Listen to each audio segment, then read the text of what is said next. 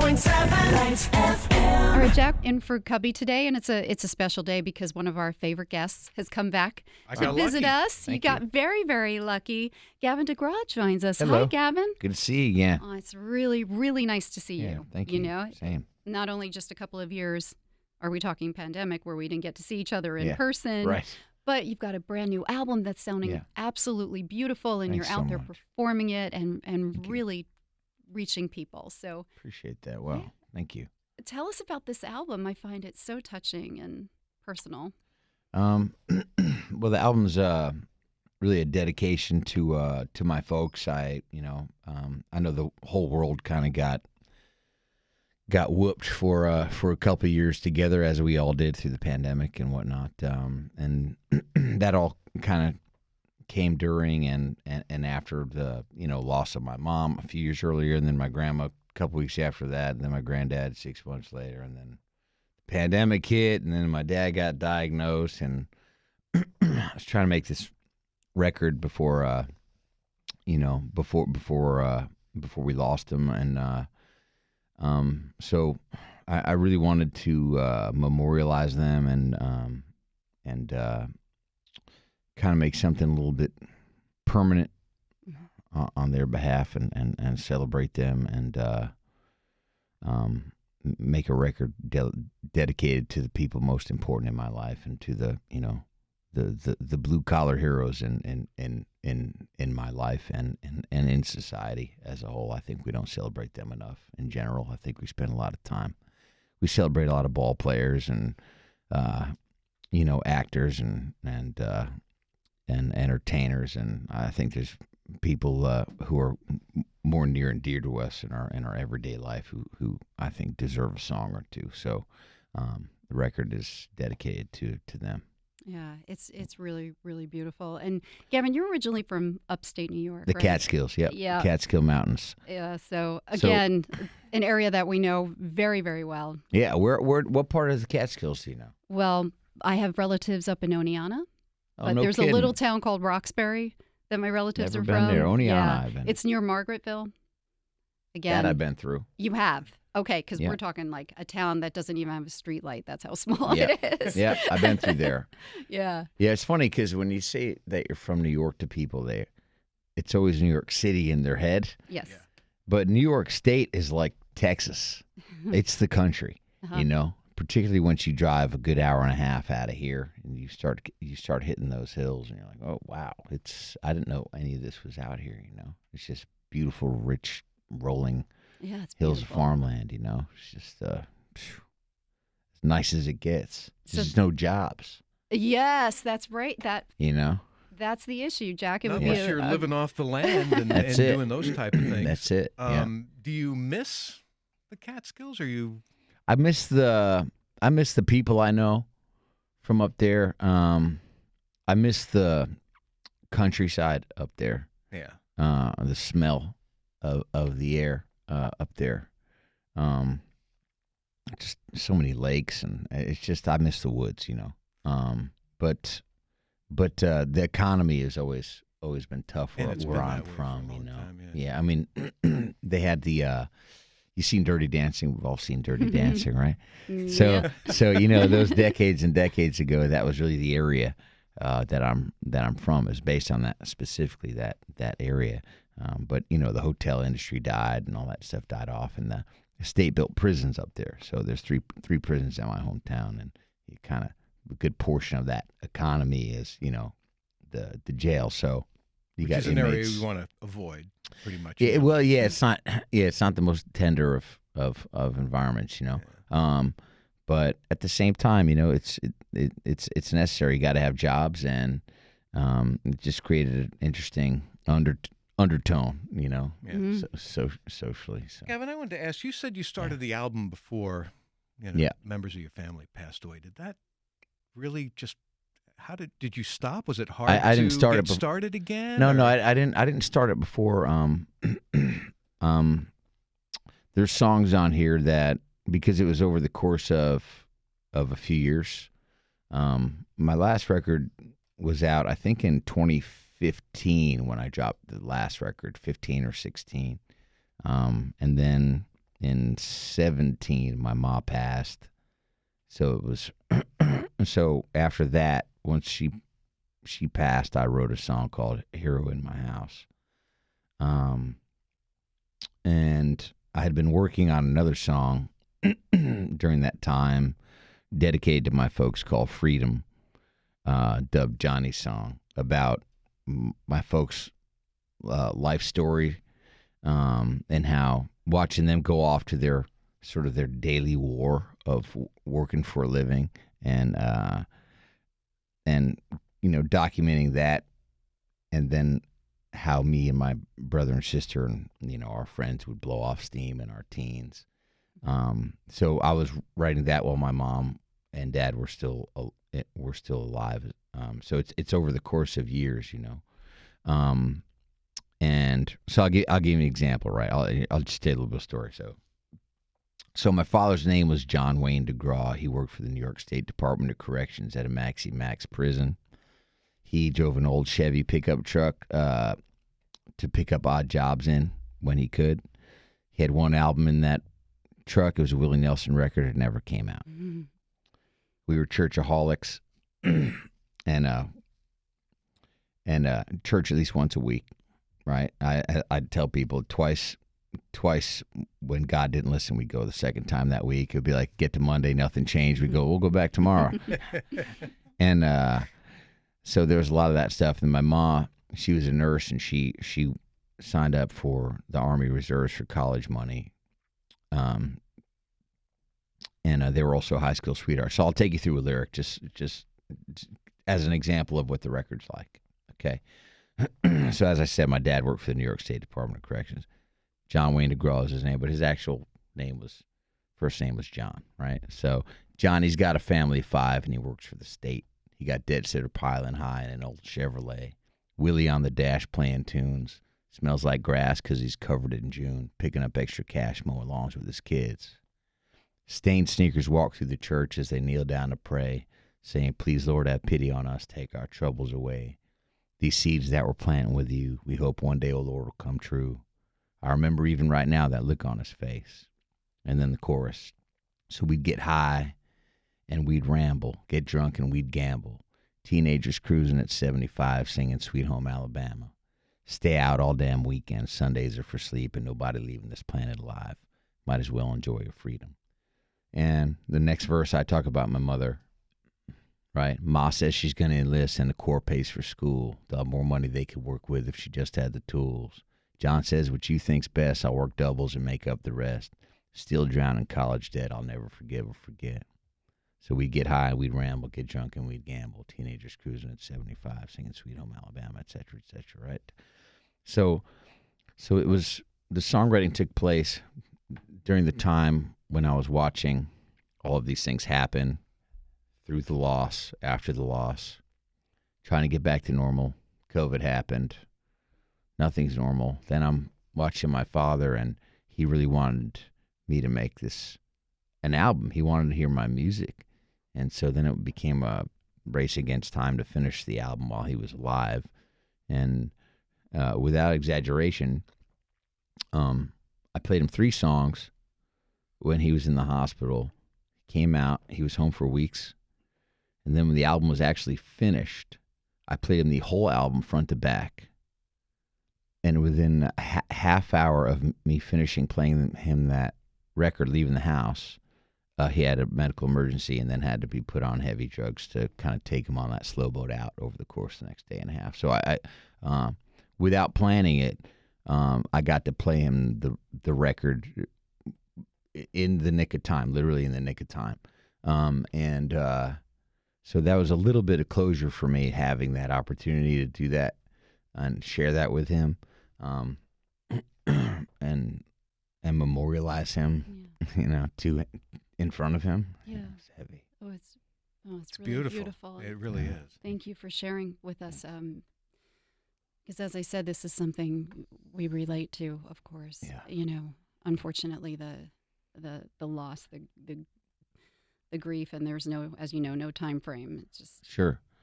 And you know what else? Not to jump on what you're saying, but I also think I think that some people don't they don't acknowledge that there's anger in it too, and it's not just, you're not just sad when you lose somebody. You get angry, you get angry.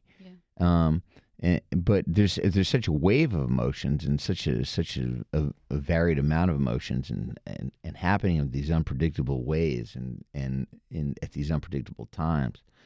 But you also have these incredible highs and these great memories and these times where you're celebrating, or you catch yourself laughing at something, or someone says something and you make a face that you never made before, but it's a face your father would make if they would have heard that comment, or replied with a comment your mother would have given, even though you'd never said those things before. You thought, wow, I'm becoming my parents. You catch yourself, and those are really actually beautiful moments and tender moments and great moments and worth recognizing, documenting. And so the album itself is certainly no funeral march. It's mostly a real celebration and dedication to people who are my heroes. For me, they were, it's they're the two pillars of my life, and so I praise them, and so I I champion them and I celebrate them. And so the record is not some kind of bummer. It's me going, hey man, my parents were cool as hell, and you might not have known them, but I'm going to reveal to you what I loved about them and how great they were, how motivational they were, these great lessons and these things transpired, and I want their story to live forever. Or at least my best approach to it, and just make it rhyme, make it a song. So many people say that try to let the memories heal, let the memories bring joy, and most of those we keep within ourselves. And we may share stories about our parents, but you were able to put that down in a musical album that now people can listen to. You can listen to many years from now, and just it brings hopefully more joy than all the other emotions, which are very real when you lose somebody. Sure. So. Yeah, absolutely. Absolutely. I appreciate it. And I felt fortunate that I had a means and some kind of avenue to create something that was therapeutic or beneficial for me on a personal level. Writing it created one form of therapy for me. Recording it created another form of therapy for me. Performing it creates another form of therapy for me. And hopefully other people can feel it in the best possible way. Years ago when I was a kid, I had this fantasy of being a doctor. We were, like I said, we were churchaholics, and we were at church all the time. And so we were so heavy into church. And when I was a little kid, I wanted to make the blind see like Jesus, So I wanted to go to medical school, and I was really married to going to medical school. I was set. And I saw a concert. I saw Billy Joel play a concert. And I looked around the arena, and I thought, wow, music is medicine too. I could do this. I think this is what I need to do, is play music. Music is medicine. I'm not going to cure some kind of disease or anything like that. I mean, I'm not an idiot.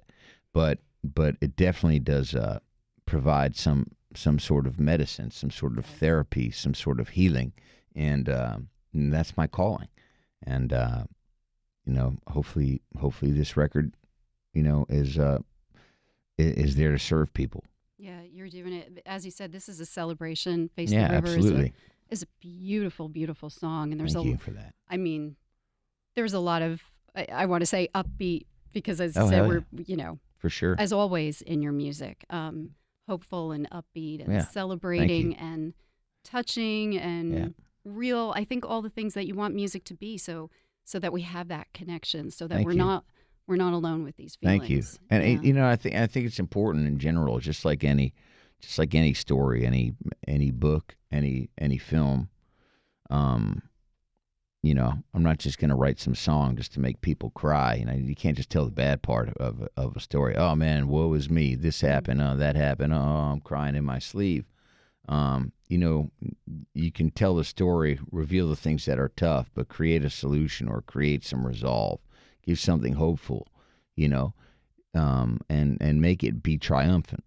And, you know, we're here to celebrate people going through hard times, coming out the other side, struggling together, loving one another, having a successful relationship, and a whole, you know, hand in hand going on to the next stage, whatever that is, in some spiritual aspect, hopefully, and meeting on the sun.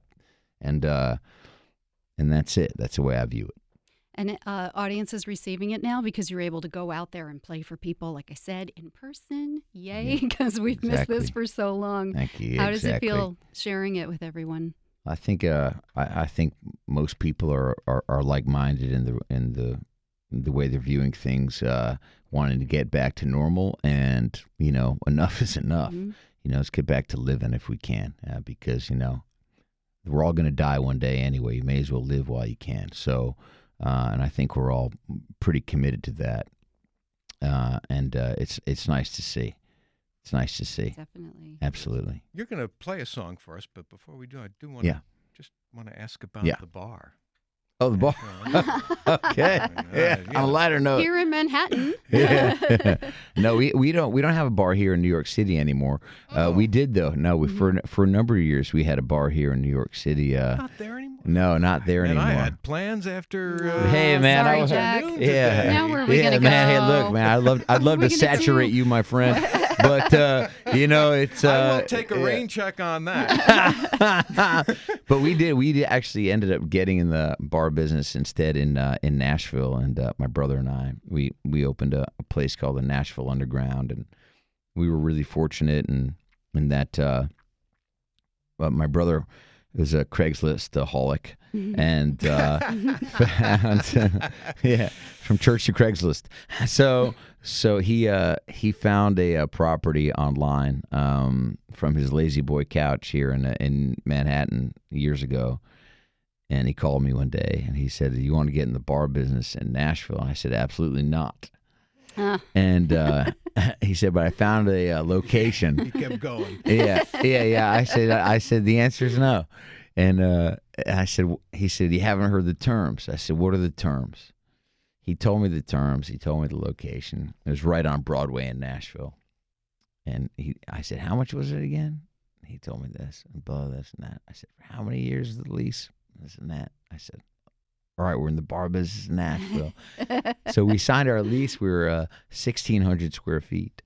And the market really exploded in Nashville. And so we grew from a 1,600 square foot little bar room to 55,000 square foot bar restaurant, lots of rooftops.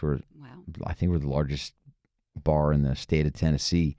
And we're on Broadway, and now we're building another one in Savannah.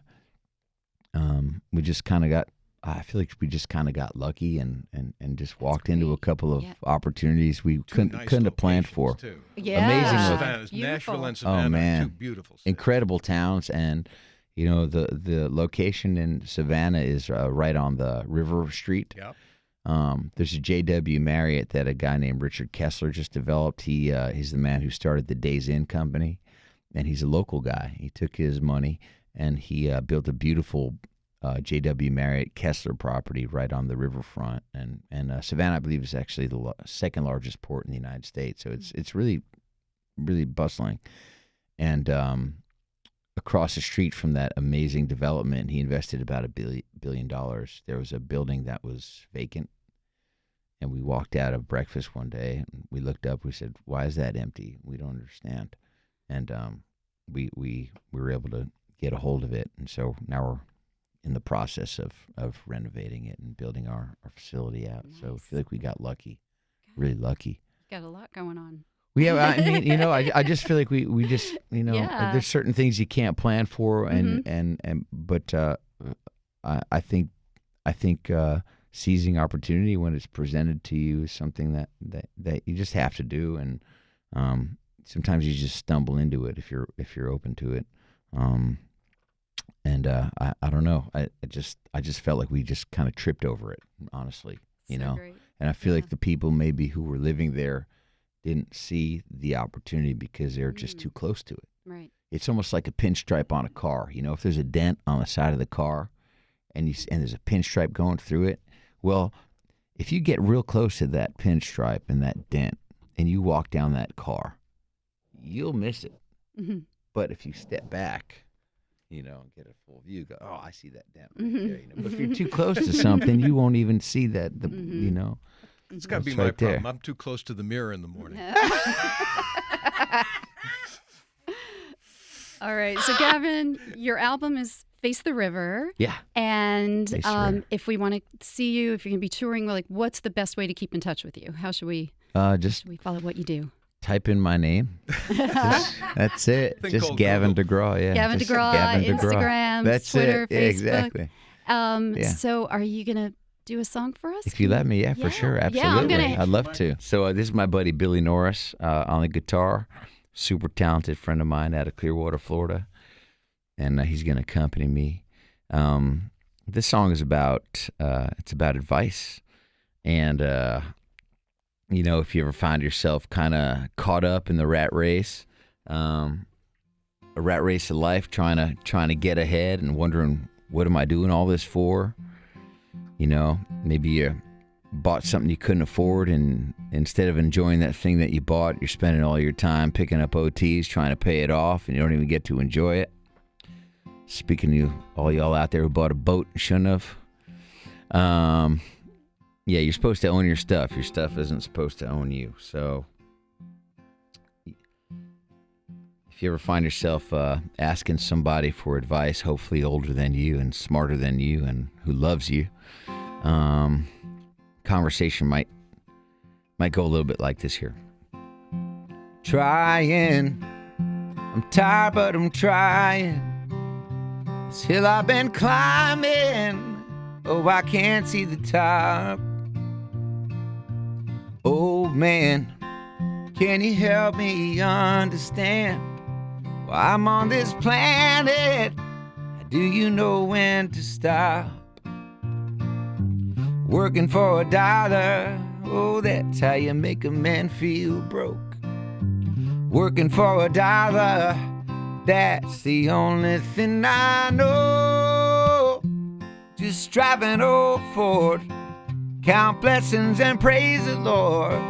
Have less, make it feel like more. Leave work at the front door. Work hard and you get paid. Don't give them your best days. Only so many left saved. Some of them up for the ones worth saving them for. La-da, la-da-da-da-da, la-da-da-da-da, la-da-da-da-da. Patience, I've run out of patience. I need a vacation, now I need out of this shift. Skydive, maybe see how fast I can drive. Too young to not feel alive, then I'm caught in a ditch. Passing me a bottle, old man starts rolling his own smoke. Says he lost me at $1, here's the only thing I know. Just driving old Ford, count blessings and praise the Lord. Have less, make it feel like more. Leave work at the front door. Work hard and you get paid. Don't give them your best days. Only so many left saved. Some of them up for the ones worth saving them for. Once you find your love, you hold it close and say your name. No amount of money's gonna make you feel the same. Can't you see? Can't you see? Just driving old Ford, count blessings and praise the Lord. Have less, make it feel like more. Leave work at the front door. Work hard and you get paid. Don't give them your best days. Only so many left saved. Some of them up for the ones worth saving them for. La da, la da da da da, la da da da, la da da da da, la da, la da da da da, la da da da da da da da da da da.